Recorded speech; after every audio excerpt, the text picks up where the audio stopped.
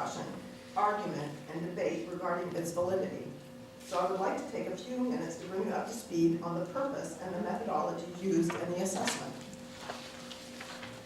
The primary purpose of the needs assessment was to gather information and to determine whether the existing library serves the community. That was the purpose. The conclusion was that it does not. And there were 5 methods used in the assessment. There was a survey, which was meant to obtain subjective information. There was a comparison of Atherton's library services to the San Mateo County Library's model of best practices. There was a comparison of Atherton library services to library services provided to communities of similar size and demographics. And there was a comparison of the collection of the Atherton Library and the collection that we hold to a collection that would be warranted by the amount of use our library sees. There were also focus group meetings with the community. All of the above assessment methods that were used came to a similar conclusion. And the conclusions were that we needed a new library and that the library needed to be about, certainly twice the size of what we have. In February 2010, the Atherton Town Council accepted the needs assessment findings, and in June 2010, they established the Atherton Library Building Steering Committee before you this evening to evaluate 2 potential sites for the future library. One is the current site, and the second is a site in Holbrook Palmer Park. To prepare a recommendation for the preferred library site, the committee, working with the town of Atherton and the San Mateo County Library, has assessed the professional findings of Anderson Brule Architects, Group 4 Architects, Page & Morris Library Consultants, and LSA Environmental Consultants. The committee has also engaged in the community in a very robust participation process, including 4 focus groups, 3 extensively publicized and well-attended community meetings, and the responses from the community at these events have shown considerable support for a new library. The sites have been screened for potential environmental impacts along with numerous criteria commonly used in architectural and library site analysis. The consultant's findings clearly indicate that Holbrook Palmer Park presents significantly greater advantages and opportunities than the existing site. In spite of this strong recommendation, we recognize that there is a group of Atherton citizens who are not comfortable with moving forward for a number of reasons. It represents a change from what they're used to, and they're concerned that there has been insufficient outreach and buy-in from town residents, or they feel there needs to be an approved town master plan before any decision can be made. Many of these people are here tonight, and they will have an opportunity to present their concerns before the night is over. However, the committee's agenda for this presentation is to help you understand the recommendations that are being made with expert and resident support, and to leave you with as well-informed as possible, and to leave you as well-informed as possible. So let's talk about the site selection. The existing library site has a number of drawbacks. The existing building is a twice renovated, originally structured as a residence. The site is a long, narrow, shaded site bounded by the rail, a major transportation corridor, the future of which is uncertain. The existing library site is opposite to a relatively new Public Works Corporation yard facility. There is little to no outdoor space that could be connected to a new library because of the site size and configuration. A new library might impact the heritage redwood trees on the south side, and these same trees render the site inappropriate for the use of solar technologies and leave it with very little natural daylight. The size and shape of the site makes the use of passive stormwater techniques difficult. While the existing site is adjacent to the town's public safety and administration facilities and council chambers, the existing site is not within the heart of the town's recreational and cultural center. Holbrook Palmer Park would allow the location of a library without those drawbacks and considerable advantages. There is tremendous potential synergy in locating a library in the park. Current uses in the park include leisurely walks, exercise, play activities, enjoyment of nature, sporting activities. Current uses of the library include leisurely explorations of information and literature, mental exercise, children activities, community discussions, and lifelong learning programs.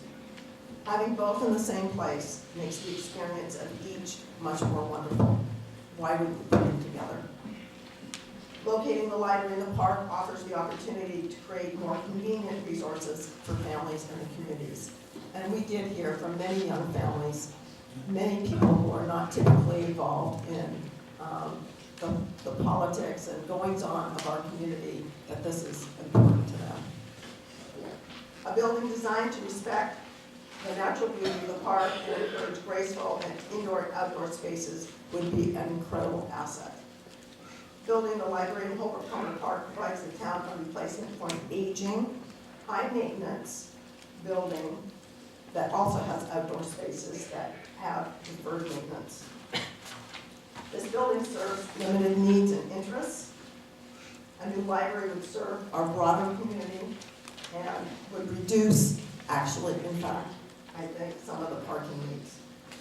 Contrary to common belief, rental activities do not generate income. In fact, rental activities have generated losses for many years, and it is not clear whether the recent operational changes will produce significantly different results. More importantly, the rental activities impinge on the community's enjoyment of what is a public park. It is, after all, our public park. The library in the park will be more energy efficient and would be more enjoyable because of the daylight that is available on that site. The library use is a low impact use and would replace corporate events and weddings, which continue to impinge on our enjoyment of that park, particularly on weekends. The library would also help defray a portion of park maintenance and site improvements. The library would be consistent with the terms of the will, gifting the property of what is now our town park. As you know, we have spent considerable time and effort to make Holbrook Common Park the gem of Atherton. New open spaces and landscape improvements have significantly increased the beauty and usability of the park. The proposed library would respect the existing historic buildings and historical context of the park. It would fit within the current parameters of the main house and would not infringe on open space or playing fields within the park. So we have here actually two site diagrams that were developed as part of our work here. And this site diagram is a larger diagram showing the entire park and just a very conceptual placement of a new library here. And this is showing it in a little bit more detail, and the library would fit within the confines of the hard space of the existing main house, and it has been roughly measured, so to speak. And then this shows the existing site for the library and its context within what is now our town center. The committee understands that locating our library in the park would represent a change in the current park use. However, this change is consistent with park planning policy standards and public park land use regionally and nationally. The committee also understands that a new library in the park has a responsibility to support the community activities currently taking place in the main house. In addition, studies show that libraries provide the greatest value if they are a standalone facility and not directly connected or incorporated with government service buildings, as their function and their access requirements are significantly different. The function of a library is very different. Libraries are typically situated within or adjacent to a community's cultural and recreational center. This is a well-recognized land use planning practice. This makes Holbrook Common Park not only a logical choice, but an ideal one. Holbrook Common Park has been the recreational, cultural heart of Atherton since the early 60s. Locating the library in the park is consistent with the findings from the very first park survey that was done in this town in 1959 by Louis J. Kruger and Associates. And in that survey, a library was listed as one of the most desired uses in the park. The phase of the library building process that we are here to talk about tonight deals with site selection, site concept, initial environmental screening studies, and establishment of an initial library program. There has been a great deal of work with regards to the library program and types of spaces in the library as part of our work, and that information is available in our report and on the website. Subsequent phases will address remaining CEQA requirements, building style, building size, excuse me, design of interior and exterior spaces, and the construction process. The community will be involved in those phases, and we will keep the community informed about the public process. Here's where we are tonight. The library donor city funds are sufficient to complete this project and provide for future maintenance, operational support, and increased library services and program costs. These funds are restricted for library-related services only, including construction of a new library, facility maintenance, and expanded library programs, hours, and collections. The purchase of existing town facilities is not within that JPA agreement. The committee has in good faith evaluated the sites mandated by the Atherton Council. These two sites, the existing site and potential sites in Holbrook Palmer Park, were selected based on work performed by previous committees, namely the Blue Ribbon Task Force for the Town Center and the Library Task Force. Once the site for the new library has been approved, subject to meeting CEQA requirements, the process will continue. And that phase will include confirming the community's priorities for the building, discussions of and looking at specific sizes of space and preferred architectural styles. To delay the project going forward subjects the project to increased costs of construction, and it prevents us from moving forward with what is a very positive thing for our community. And we are in need of a positive project. In conclusion, the town is uniquely positioned to intentionally choose the most ideal location for a new library. We are in the planning process.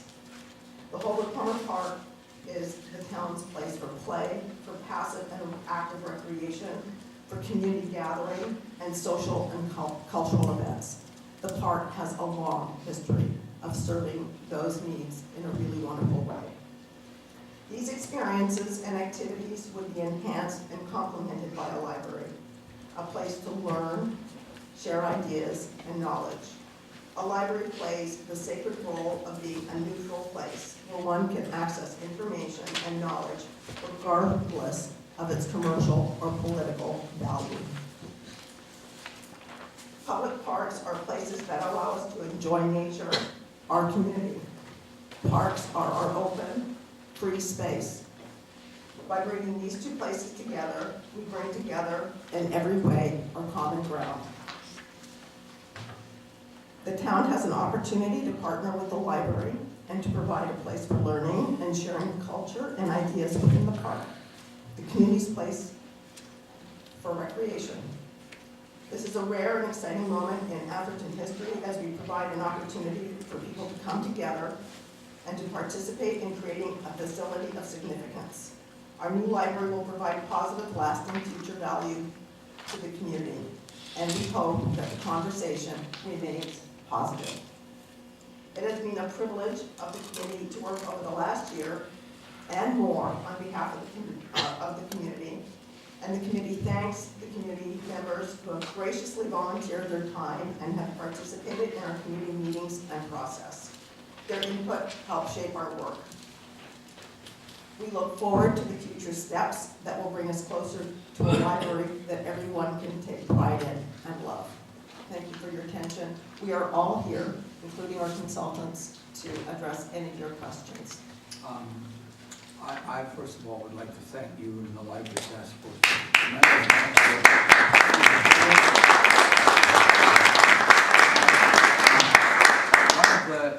If the council agrees with me, what I would like to do tonight is change the procedure a little bit, where we can hear all of the public comments first, and then bring it back to the council for what we consider a roll call vote, at which point each council member can express their opinions about what should be done, what shouldn't be done, and why they agree or why they disagree. So if the council agrees, I'd like to proceed in that direction.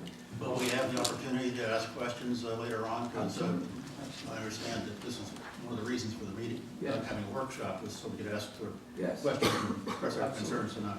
Well, I think it'd be good to hear everybody's comments, first of all. And also, if there are members of the community that have questions of our committee or our consultants or our work, we're here to answer those questions. Okay. Jack, are you up next? You should have Denise take the screen down. Yes, I'd like to speak right over there. I can't reach it.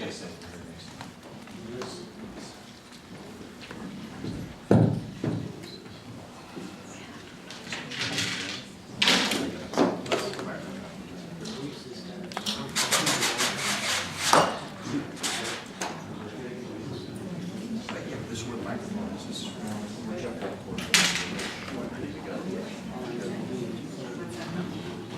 It's just the mic.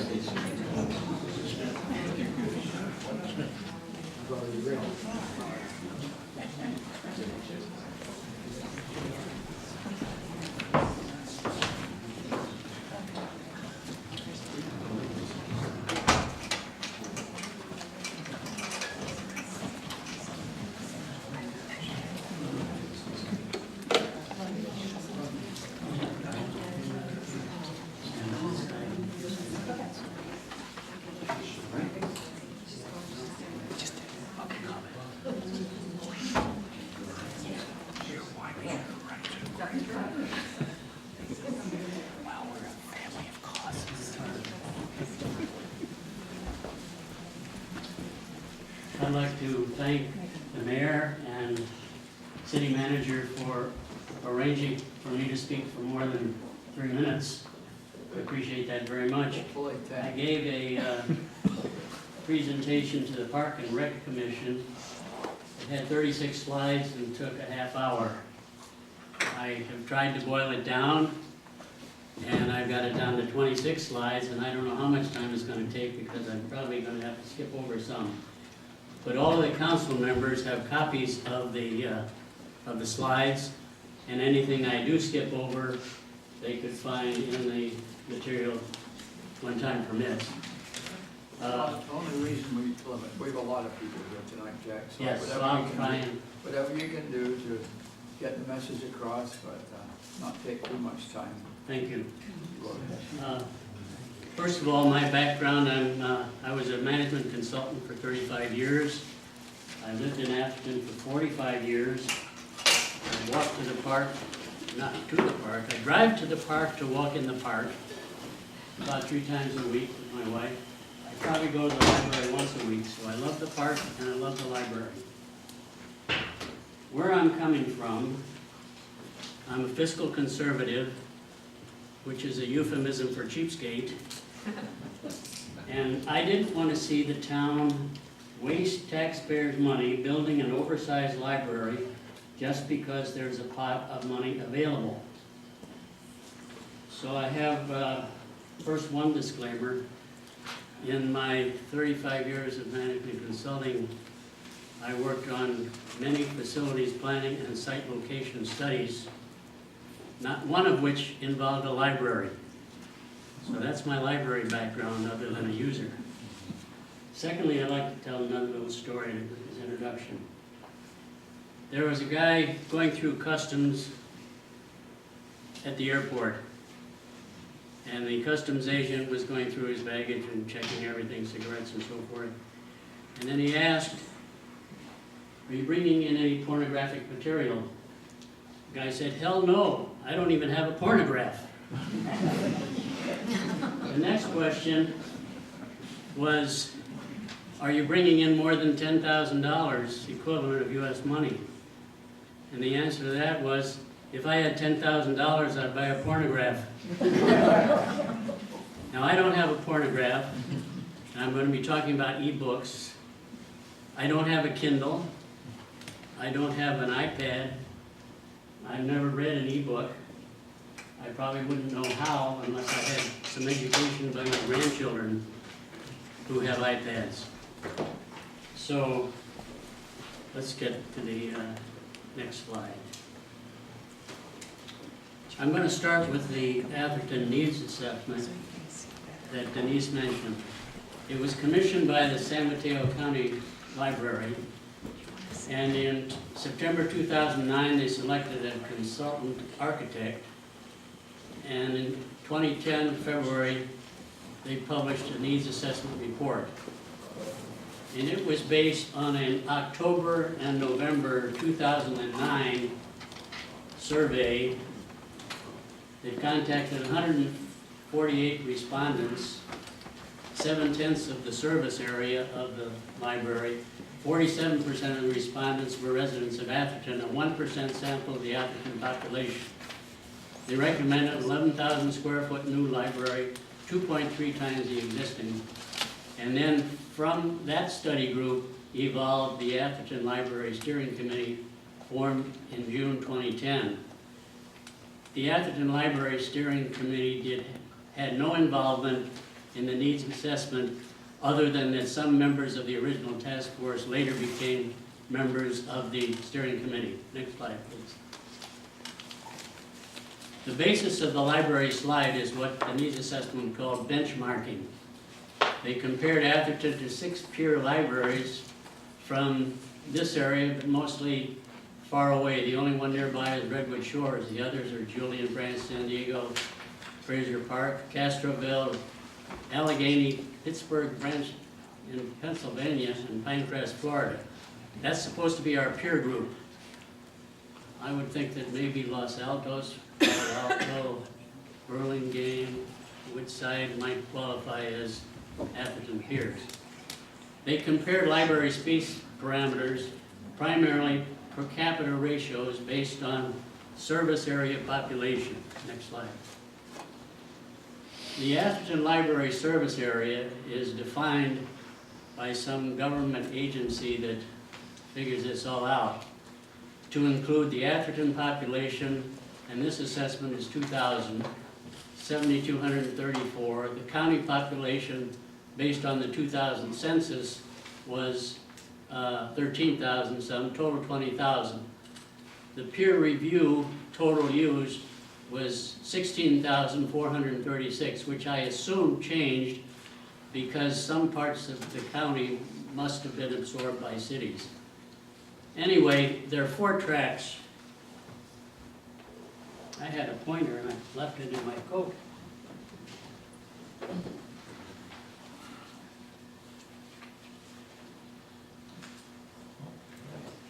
It's on.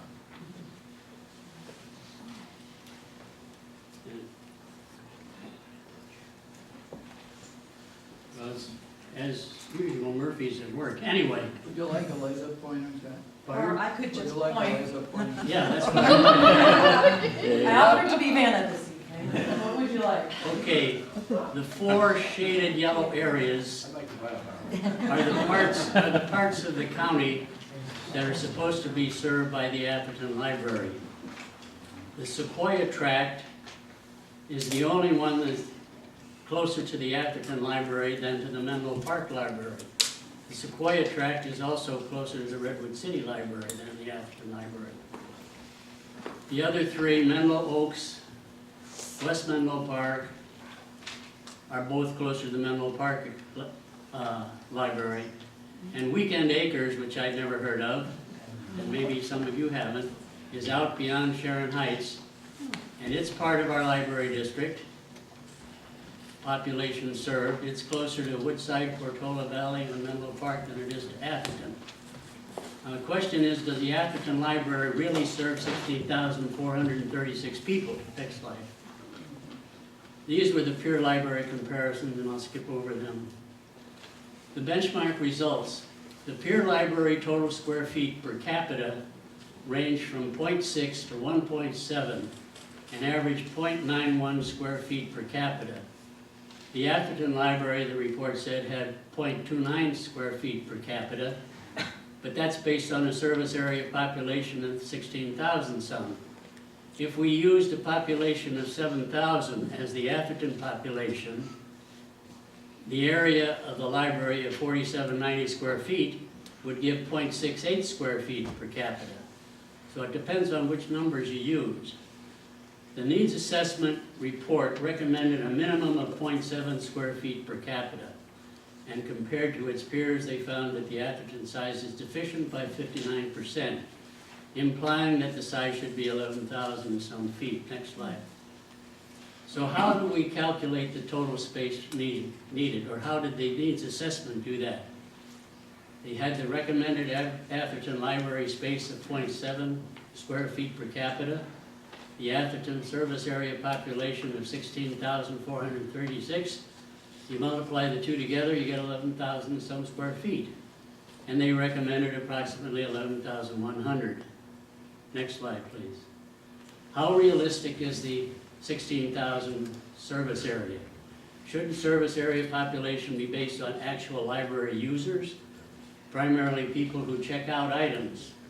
Aren't library card holders' addresses available in library records? Can't we analyze how many checkouts are by Atherton versus non-Atherton residents, and without rocket science, get a better number for population served? Next slide. Now these are some alternative populations that might be used.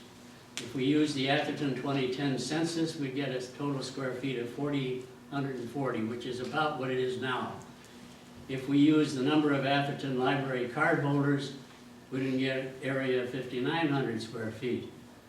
And the needs assessment using 16,436 got 11,000 some square feet. If we took just an in-between number of 12,500, we'd get 8,750 square feet, which is significantly bigger than our library is now. Next. Now, within that 11,100 square feet, and I think the 11,100 square feet came before determining how much square footage should be allowed each function within the library, rather than the reverse, which is my experience as a consultant. You first determine what activities you're going to perform, how much space each one is going to take up. You add them up, and you get the total square footage. I'll just look at a few of them. Collection items are proposing an increase from 33,000 to 51,000 some. A change of 18,000 or a 57% increase. Now the collection square feet, they're saying should increase by 344%. And as I understand, one of the main reasons for that is instead of having the books stacked on the shelf so that you can only see the edge and have to go like this and read the fine print, they'll show the faces. Well, that sounds good. But it looks as though they're applying that front-facing idea to most of the books in the library to increase the square footage about 6 times as much as they're increasing the number of collection items in the library. Staff square footage is the only part a reduction is recommended, primarily because they found the second floor to be poor usage space, and they reduced the required square footage by the space on the second floor, so that's a 19% reduction. Seating square feet, they increased by 98%. Building support, marketplace is a display of books to attract readers. Both of those, or all 3 of those, they said the space should be increased, but they didn't specify by how much, so the exact square footage isn't known and is covered later. The computer square footage is increased from 150 to 513, 242%. So the total square feet for existing space categories goes from 4790 to 8665, or an 81% increase. Next slide. Now, in addition to that, they looked at new categories, and those include a quiet zone, a gathering place, friends of the library square feet, group study area, and then the unquantified increases in existing space categories of marketplace, building support, and entry. So all of those spaces are new or increases in some existing spaces. And so you took the total change in existing categories of space and you subtract that from 11,100 square feet. So you have 2,426 square feet left over that's not allocated to specific categories. Next slide. So let's look at the needs assessment space changes. The left side is the existing, and they're from bottom up pretty much go from the large space occupiers to the smaller space occupiers. If you look at the recommended, that adds up to the 11,100 square feet, or a total of 132% increase. So if you want to look at the detail later, it's available. Next slide. Now, I was looking at these same drawings that Denise showed, and I was puzzled because that building in the park looks as though it kind of dominates and overpowers the park. So I just looked at the scale on the lower right-hand corner, and I made a few calculations with dividers and tried to juggle things back around. And I found that the dotted red line surrounding that building, which is supposedly the 11,100 square feet, that it looks as though it actually is 20,000 square feet according to that scale. And that the library in the park probably would not be that big. Next slide. The Site A building location that they looked at with what they call the bowling alley, some people call the bowling alley. Notice how big that is with respect to the council chambers on the left. And I did the same rough calculation there, and including the dotted red lines in the right, which are supposed to represent the 11,000 square feet, that building looks more like it takes up 18,000 square feet according to that scale, which makes it appear that you really have not much left over if you put an 11,000 square foot library in the park, in the existing space. Next slide.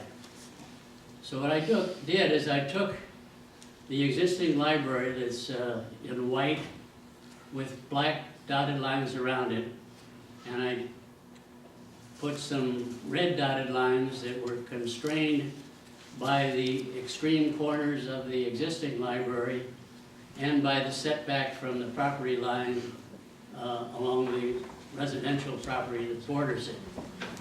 And next slide, please. Jeff, just to give you time check, you're up to 10 minutes. Okay, speed it up. So the building footprint there would be 8,600 square feet. The front setback's 4,000 square feet. If you increase or decrease the front setback, and the council can do that at will, added 2,000 square feet, you'd have 10,600 square feet. If you took that triangle down in the lower left-hand corner of 850 square feet, you'd be up to your 11,100 square feet, which would pretty well fit in the same area as the existing library. Next slide. Now, e-books. Next slide. Just looking at the major milestones, you start at 1446 BC, the Ten Commandments of stone, and paper was invented 100 BC, printing press by Gutenberg in 1440. Before Gutenberg, books cost more than houses. That may not include Atherton houses, but at the time, books cost more than houses.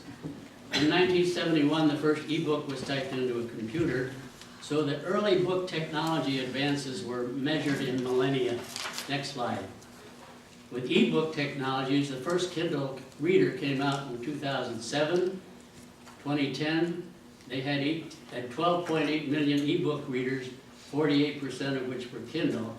In 2010, the first Apple iPad, 2011, Amazon says Kindles will access e-books from 11,000 public libraries by year end. That's the end of this year. 2011, September, iPad sales reached 29 million. So e-book technology advances are measured in years. If we're going to build a library that might be ready by 2015, I think is the target, what kind of e-book growth is going to occur in those 5 years? It's been exponential, mostly in residential, where Amazon e-book sales have overtaken print book sales this year. So what's that going to do to libraries? Libraries are going to lag, but ebooks are probably going to play a significant part. Next slide. In schools, Schwarzenegger said cut the deficit by switching from textbooks to ebooks. They're the wave of the future. Starting in private schools. St. Andrew's School in Savannah, Georgia. Why that? Because I have 3 grandsons going there, and that school gives iPads to all students, K to 12. It's reflected in the tuition, however. And they eliminated their computer lab and used it for other purposes. Sacred Heart in Atherton gives freshmen iPads. This year, they're going to do the same thing with each incoming class, and in the next 4 years, the whole student body will have iPads. Nativity School has 35 iPads from their Christmas tree sales, but public schools can't afford them. Next. Okay, I can't play, I have to finish e-reading this ebook for my ebook report. Next. Next. So ebooks advantages, they're available 24/7. They don't take up library space. They don't require library visits. They're half the cost of printed books. They're readable on many devices. Environmental benefits, they save trees, cut for books, and fewer car trips to the library. Next. Here's the comparison of space again. And which space categories will ebooks impact? Well, almost all, with the possible exception of building support. You've got to have 2 restrooms for the visitors and a couple restrooms for the staff, but almost everything else would be affected by ebooks, particularly the collections, where the proposed space of 4,200 square feet is the dominant part of the space. Next. So you're up to about 15, so I really appreciate it. Okay, you can see the recommendations, and basically, I think one point I want to make is that right now we've got the cart before the horse. We're looking at the location before we determine the space that's required. I think we should first determine the space, then the location, develop alternatives like we did with the town center.